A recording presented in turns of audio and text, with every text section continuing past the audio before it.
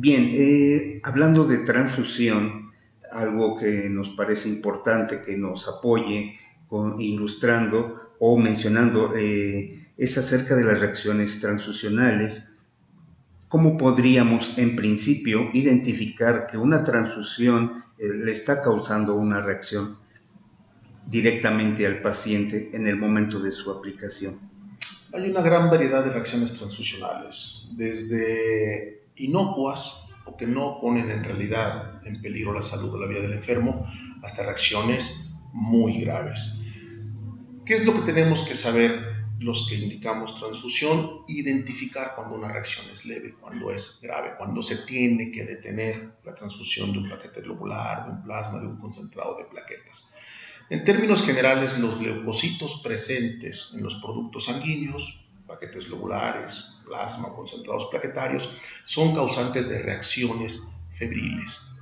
Los enfermos acusan un poco de escalofrío, se sienten un poco inquietos, pueden tener fiebre de 1 o 2 grados por sobre la basal, pero ninguna otra sintomatología. Esto no obliga a suspender las transfusiones y frecuentemente o casi siempre esto se debe a los leucocitos presentes en los productos sanguíneos que estamos transfundiendo. Pero si el enfermo acusa disnea, dolor en el pecho, dolor retroesternal, dolor de espalda, se acusa hipotensión, escalofrío intenso, hay que detener la transfusión, porque podemos estar enfrentando una reacción transfusional ya no mediada por leucocitos, sino mediada por otros factores que pueden ser graves o letales. Por ejemplo, una septicemia, por ejemplo, una reacción mediada por anticuerpos naturales que todo el mundo tenemos en la sangre, y en ocasiones ocurre no que se equivoque en el banco de sangre la tipificación de un grupo sanguíneo o el cruce de un producto sanguíneo, sino se equivoca frecuentemente poner una bolsa etiquetada para un enfermo a otro. Esto ocurre con cierta frecuencia en los hospitales, de ahí que la recomendación más importante sea siempre verificar por duplicado, por lo menos por duplicado, que efectivamente una bolsa etiquetada para un enfermo corresponde efectivamente a ese enfermo. Y esto significa que coincida la cama, que coincidan los apellidos y los nombres y que coincidan en instituciones oficiales los números de afiliación. Tiene que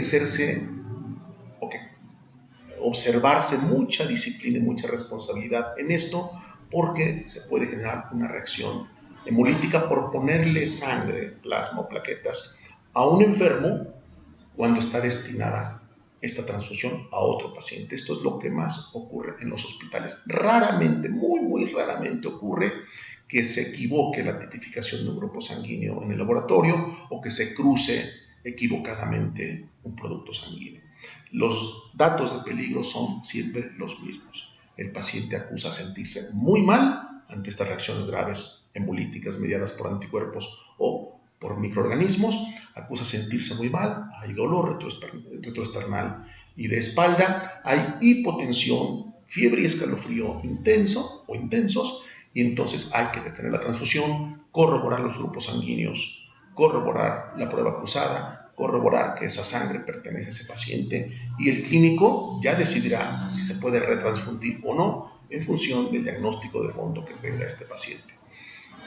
Las pruebas de laboratorio que nos ayudan a esto, o las medidas que tomamos al respecto, es primero checar todo esto que acabo de decir, hidratar correctamente al paciente, poner un bolo de esteroide, poner un antihistamínico, ver que la diuresis se mantenga, porque el riñón suele sufrir rápidamente ante las reacciones transfusionales, y en función de los resultados del laboratorio, nosotros decidiremos si la transfusión se reinicia, se cambia, se suspende definitivamente.